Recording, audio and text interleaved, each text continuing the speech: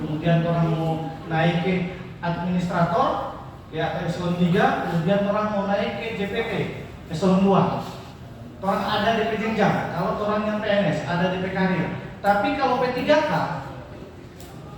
dia tanpa melalui calon, dia tanpa melalui pelaksana, dia tanpa melalui jenjang ahli pertama, ahli muda, ahli madya, bisa saja dia langsung jadi JPT, jabatan pimpinan tinggi.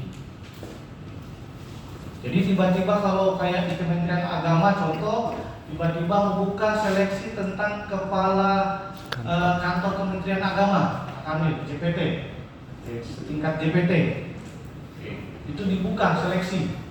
Bisa saja orang yang tidak pernah dampani dia ikut seleksi dan dia lolos, diangkat menjadi P3K dengan jabatan pimpinan tinggi.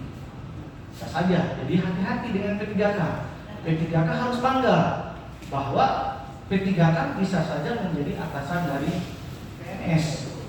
Jadi jangan karena Bapak Ibu cuma P3K pun terasa terkucilkan dengan PNS, enggak, ataupun PNS semena-mena dengan P3K. Tunggu, ada DP cara main.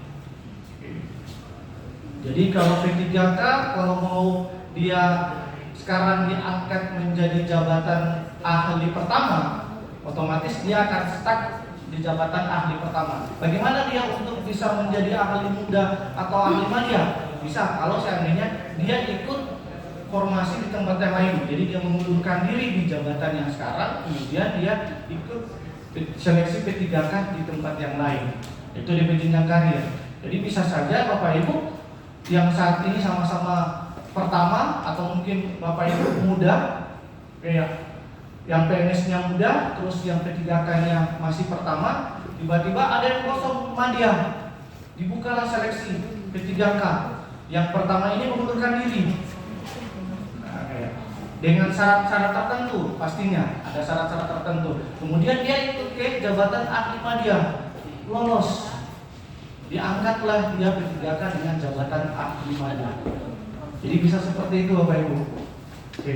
Jadi kalau kadang-kadang kami kalau di luar, di masyarakat, di kampung atau di desa, kalau saya dengar pekerjaan apa? Pekerjaan ASN. Maaf, kalau ASN masih ada dua tanda tanya.